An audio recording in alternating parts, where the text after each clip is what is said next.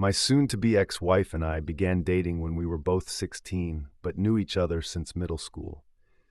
I would say that our relationship back then was strong. We were the type of kids that avoided any situation with too much conflict, so we did our best to be understanding of one another. There was nothing in our 8 years of dating that stuck out to me as potential affairs.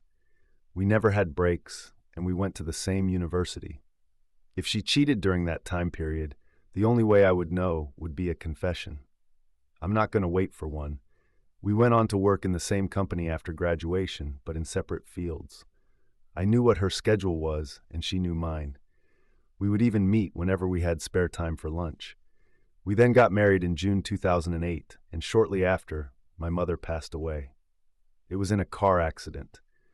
I cut my honeymoon short to attend her funeral, and my soon-to-be ex-wife was supportive of me at the time. She would take care of everything while I grieved for my mother with my father.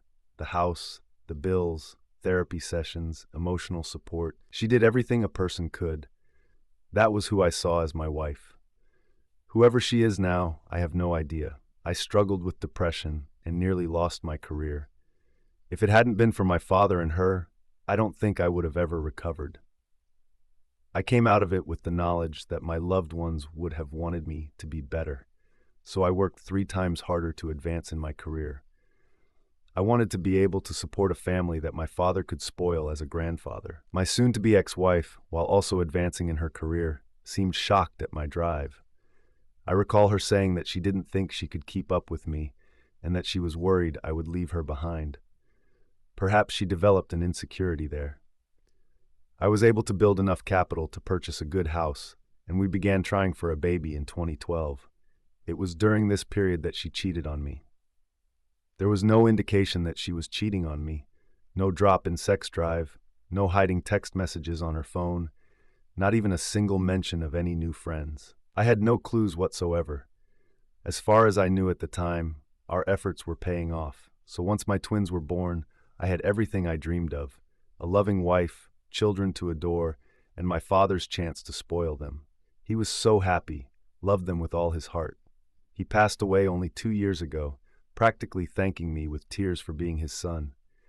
I don't even want to know what would have happened had he been here to witness all this. As time went on, there would be cracks showing in my soon-to-be ex-wife's narrative. In every argument since then, she would call the twins my twins, accuse me of flirting with coworkers, or grill me on what kind of women I preferred, even though she already knew. What seemed to be small issues to me in hindsight were red flags that pointed to her having had an affair. So now, quarantine hit and we were both, thankfully enough, able to work from home, albeit with a hit to our salaries. My soon-to-be ex-wife had mentioned that she had taken an ancestry test in the past, and I was hopeful that I could find distant relatives to connect with. I wanted to map out a complete family tree to show off to the twins and even planned a scavenger hunt around it. Needless to say, when I pitched the idea to my soon-to-be ex-wife, she panicked, told me that was the stupidest idea she had ever heard, and that I already had the family I wanted. What if the relatives I found were dangerous or even criminals? She was grasping at straws to dissuade me from taking that test. I could feel this drop in my gut that wouldn't go away. Why would she be so against my finding family members, especially now that I have none left breathing? So I secretly had my twins and I take the test and took them for treats afterward to buy their silence. Waiting for the results was hell on earth. My soon-to-be ex-wife seemed to catch my unease and tried to distract me with sex, meals, and date nights. I also had the stress of making sure my twins wouldn't mention the test to her, so I bought them a Nintendo Switch to preoccupy them. They had been begging for one, so I was hoping that would be enough. Once the results came in last week, I saw I wasn't even considered a close match to them. The closest I found to their biological parents was my soon-to-be ex-wife and some name I didn't recognize. I nearly vomited right then and there. I had to get out of there. So I waited until my soon-to-be ex-wife left on a run, packed up, told my twins I was going on a work trip, and called a work colleague to help me find a place to stay. He was kind enough to let me stay with him until I was back on my feet. I took leave from work and spent nearly 2 days just crying and cursing my soon-to-be ex-wife. She would call and text nearly non-stop until I told her that I knew about the twins and muted her. Then I got angry. I had to find the OM and make him understand what he did to my family. He was extremely prevalent on social media, so I knew his face now, and I recognized a park outside his apartment window in a specific post. From what I could tell, he was single and never was married. I then waited in that park the next day and was lucky enough to catch him while he was on a jog. He looked so much like me, just with a longer face and thinner hair. I called his name and asked him if he knew my soon-to-be ex-wife. He seemed confused at first. When I showed him a picture, he actually recognized her and told me he had met her during a work conference 8 years ago. I asked him if he slept with her then, and he actually told me right then and there that they did. He seemed to understand where this was headed and asked me who I was. Not going to lie, there were numerous instances where I wanted to punch his lights out, but I had to keep my cool. I couldn't afford to get any spots on my record, and an assault charge would have put me out of a job. We sat down on a park bench and swapped stories. When he found out that the twins were likely his, he was shell-shocked. He got on his knees and begged me to give him a chance to get to know them, to be a father, he said. I told someone here that I had never seen a man as distraught as him until I looked in the mirror after the confrontation. At the moment, I have no reason to distrust him. He's been more open than she has been. Nevertheless, I won't allow him to meet the twins without a professional to mediate. I had to call him to inform him of that, told him it was to protect the mental health of the twins, to which he agreed. Now I'm just waiting for the legal side of things to work its course. I was told by the attorney I interviewed that I needed some documents that I had left back home. I'm not looking forward to that. Now for the top comments. I'm speechless, OP. Not only did she cheat on you, she cheated her kid's biological father of the chance to actually being their father. I don't know if people will say you should try to be in the kids' lives, but nobody will fault you for not wanting to. You're in an extremely sick situation, and your wife is an evil and vile person for what she did to you all. I can say is I hope you the best. Stay strong, man, I will. This is just so unreal to me. Perhaps at the end of the road, I'll come out of this with some backbone. I just hope I can make it there. You really need to tell her parents that you are divorcing her and the reason why. Her mother may side with her, but I guarantee her father will understand. They will still be on her side as she is their daughter, but you have too much history with them to not give them a reason. Also, get a true paternity test done to be sure and get an STD test done as well. Your daughters are too young to understand all this, so please think about that when you decide how to tell them. Their world is blowing up and they don't know why. Can you have someone else go get the documents? I would very highly suggest you avoid communicating with your STBXW in any capacity. You never know how she would react if you were to go over there. The situation could turn volatile real quick, and situations like that usually don't end up well for the man if cops get involved. If you have no choice but to go yourself, then you need to take a witness with you in case your STBXW tries to do something crazy, which is very likely. Her life as she knew it is crumbling around her too, and she'll probably try anything in her power to either save the relationship or save face with family and friends. Good luck, man. I will have to go with a witness. My STBXW would most likely refuse to allow anyone else to get those documents and even call the police if pushed hard enough. Now for the first update. It's been nearly 2 weeks since I made my first post. I had hoped I could do more during that time frame, but life tends to mess with you. First things first, I had to go back to my home to pick up some documents. As people advised, I had an officer escort me and also kept a voice recorder at the ready. Where I live, there is no need for both sides to consent to being recorded, so it was perfectly legal. I went back about 5 days ago after talking to my attorney and counseling from my therapist. When I got there, I couldn't see her car in the driveway, nor could I tell if she was still home. It brought me comfort seeing that I wouldn't have to interact with her yet. What made my blood boil, however, was opening my door and seeing the twins in the hallway crying. When they saw me, the twins rushed to hug me. While that wasn't unusual, The urgency that they did it with made me worry about what could have happened. Perhaps this was me trying to distract myself from the pain I felt when I looked at them, but I zeroed in on why they were so upset at seeing me. They told me that Mom just left and that she was mad at them, that she kept crying all the time, and that she would scream at them whenever they asked about me. They thought I had run away and that I was never coming back. One of them literally pulled me to the kitchen and pointed at the floor, saying that Mom shattered a glass there while shouting at them and that the shards hurt them. While they were trying to inform me of all this, I could feel my heart splitting in two. Half of me wanted to flee from the scene with them and protect them, while the other was worried about how the STBXW could twist this to make her a victim. There were no visible signs of abuse, but I'm worried about what it could escalate to. There was no doubt in my mind that she had been drinking heavily. She has had a history of alcoholism. Her family is big on drinking. I haven't seen her drink since we were engaged, and it's possible she relapsed. I only had a handful of minutes left to collect my documents, so I told the twins that I had to rush back to work and told them that I loved them. I contacted their mother right after and told her that I wanted the twins to stay with me a while. Her voice was extremely slurred, so I knew she was drunk already at 3 in the afternoon. She basically began bawling and apologizing for everything she had done, that she was a horrible person without me, and that she made a terrible mistake for cheating on the perfect husband. I told her that until she could get a handle on her drinking, she had to let the twins be with me. It took a while, but I was able to convince her that the twins were better off being with me for now. So the next day, I went back to my old home with the friend who housed me. God knows how, but she made it back there yesterday and handed me the twins and kept telling me how the twins missed me and to give her a date for when I was coming back home. I know she was betting on the twins to lure me back in.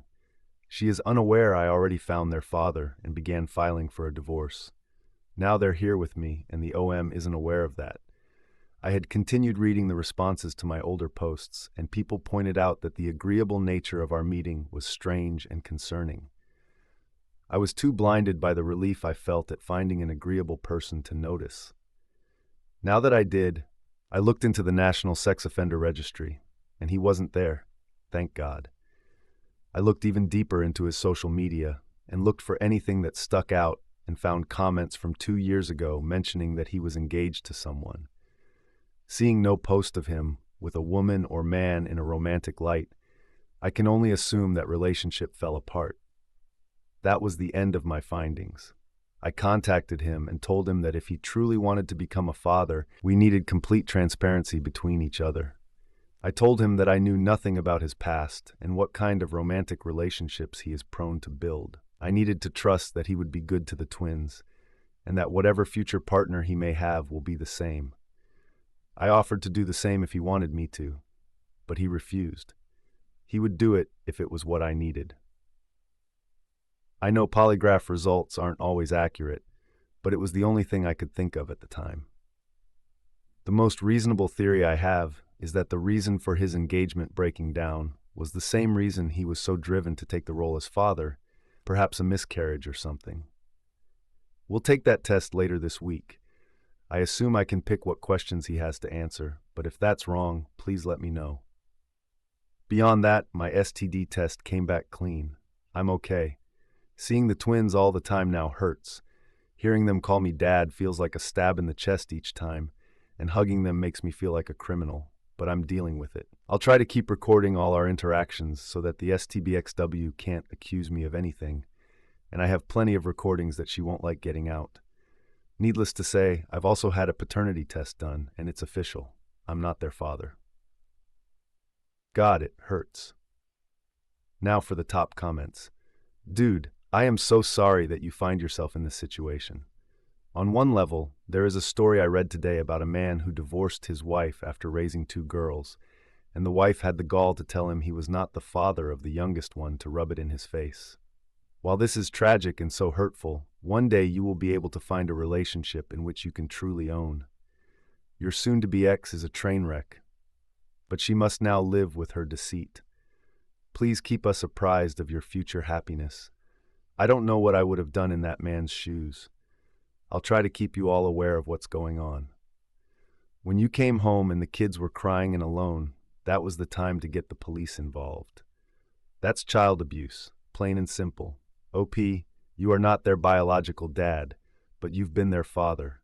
At least this little bit of truth is exposed to you. I'd be selective about using it with her, as it's a one-time use thing. Take some time to reflect before you decide what to do next. Regardless of what you decide, she's the one that created this mess, not you. Get out of the situation and sue her for paternity fraud. It takes more than biology to be daddy. It hurts like hell when you find out. I know from firsthand experience. You can still be the best dad to those kids if you want to. Just don't fall for any of the STBXW's BS and manipulation. Handle her like you would a venomous snake. Now for the second update. Also, I moved out of my friend's place and got a place to rent. It was difficult, but the OM was helpful by recommending me to a friend of his looking to rent out a place. I felt that it would be safer for them to have their own room, and I'm tired of sleeping on a couch. The polygraph was insightful. The OM was who he said he was, which was a relief.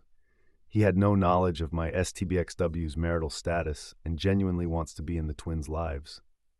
His motivation wasn't as intense as I assumed. He just really wanted to be a dad. And none of his previous relationships panned out. I had heard from my STBXW's sister that she was checked into a rehab center and began the process of recovery. At least it would make serving her papers a lot simpler. However, the main issue was the fact that the twins definitely overheard, "Right, I'm not their father," during their time with their mother. I knew they were acting strange since I took them with me.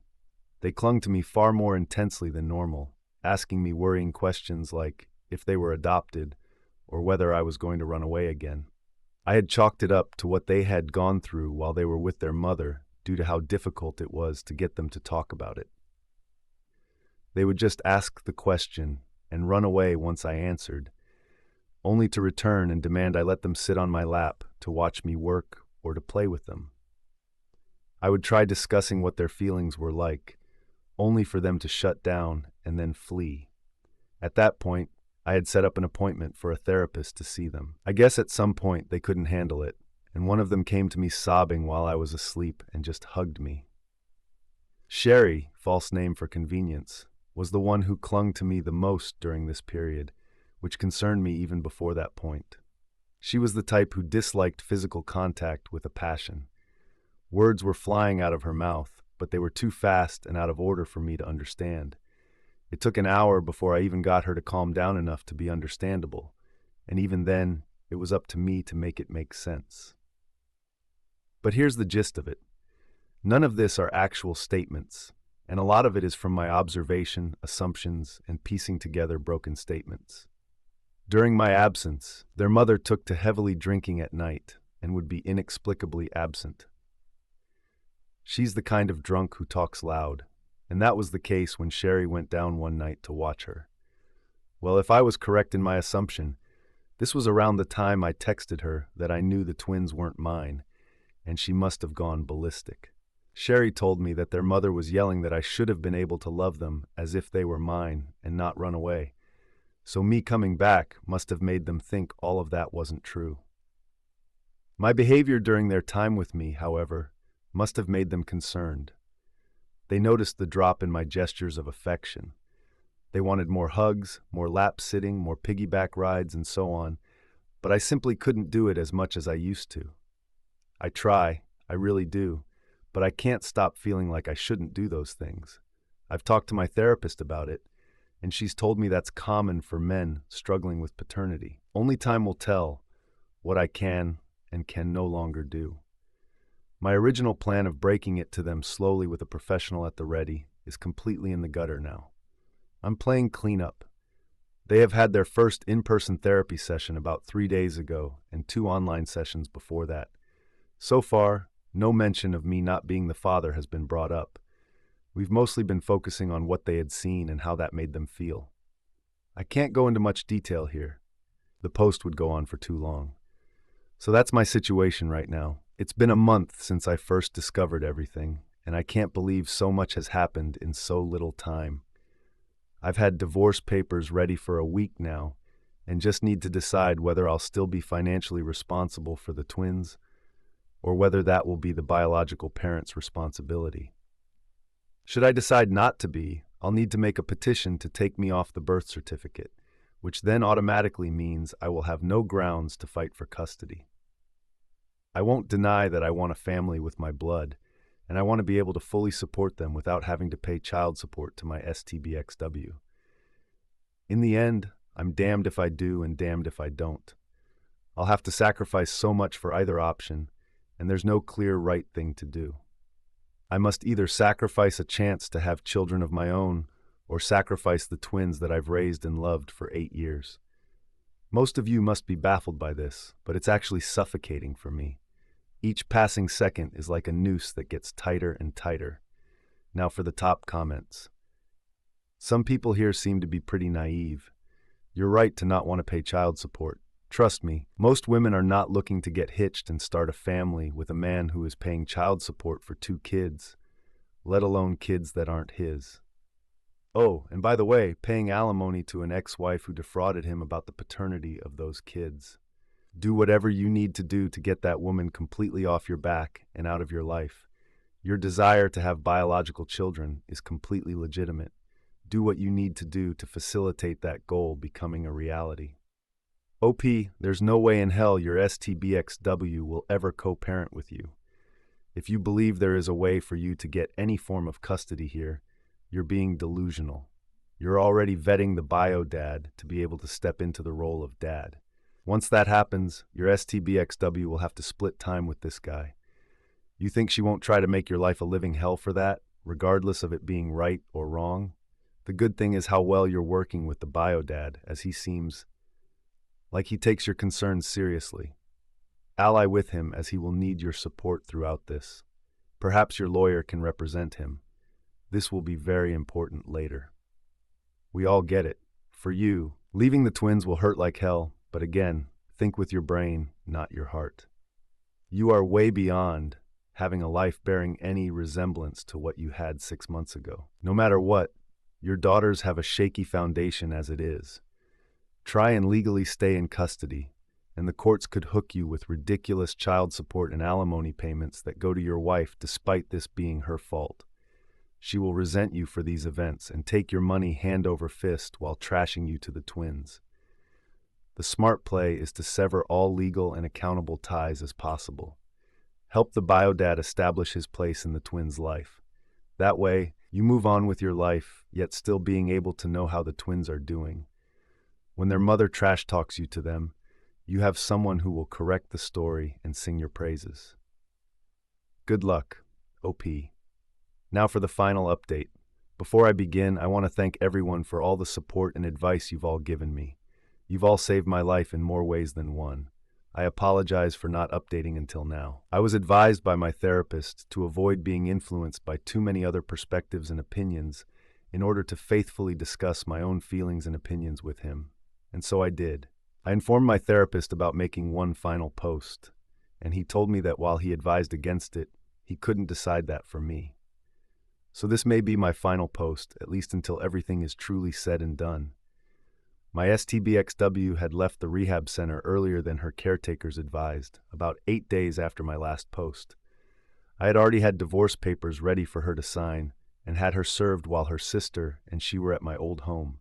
She called me and tried to plead with me not to go through with it, that this would tear the family apart.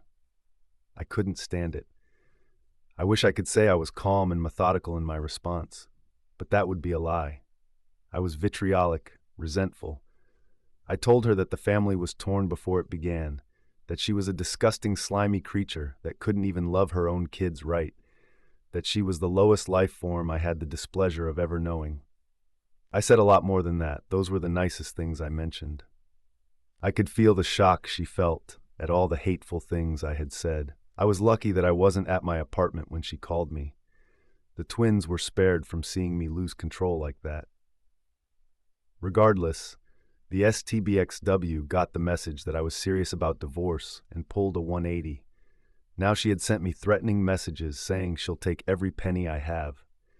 I've been filing every conversation and message I could get before blocking her, informing her that I would only contact her through my attorney. She hadn't mentioned or asked about the twins up to the day I blocked her, January 16th, and I have noted that the deadline is coming up and she still hasn't responded in any legal capacity. The twins have been doing much better. They have been recovering from all the shock and upheavals that have been thrown their way since this has all began. It's clear that they haven't really processed that another man is their biological father, and their therapist has discussed with me that a lot more work had to be done before really tackling that issue. The way they learned their true parentage was one that could have serious repercussions if not handled correctly. It is for that reason that I've decided to hold off any meeting between them and the OM. The OM has let me know just how disappointed he was, but that he understood the reason behind it. He has actually begun to pay me back for all the money I have spent on the twins' education. So far, he's paid me $6,524. The guy has been really trying to pay me back. I've kept records of his payments and haven't touched the money yet. I would rather put it into some kind of savings account for the twins. And for myself, I've been doing much better mentally. I've continued to sketch and draw whenever I'm alone so that I don't let my mind wander too much. I've also rekindled my childhood love for gaming. I bought myself a PS4 2 weeks ago. PS5s are nowhere to be found these days, and have been enjoying it ever since. The twins and I play together when we can, and it's helped ease the pain I felt when interacting with them. But it's clear every single one of us has been traumatized by my STBXW's actions. I have been putting off any decisions about custody, at least until my therapist and I have the utmost confidence in my emotional stability. If there are any questions, I will be happy to answer what I can. Now, for the top comments. Dude, I admire you for your girls. You are the father. Don't forget, you are the father. No other man will do what you did. If not you, love them like a father. Thank you. I'm doing my best to do right by the twins and myself. Her treatment of the kids during this and her not asking about them in your last call is disturbing. Seems like she sees it as being their fault. Sad. Yeah, I used to think the world of her. Now I can't recognize the person she's become. I'm so impressed with the way you have handled this most excruciatingly painful event a man could ever experience. After reading the painful details from your now-dead marriage, I think that I'm going to finally spend the money and get an at-home paternity test myself. I've been talking myself out of it for months, but fear of the results is not a valid excuse. Thank you for sharing your strength. Godspeed, friend. Don't make the same mistake I did in telling my wife about the test. Regardless of what you discover, I'm here if you need me. Thank you all for taking the time to listen to this story. I hope you all enjoyed it. Like and subscribe to the channel to get notified when a new video drops. I'll see you in the next one. Take care.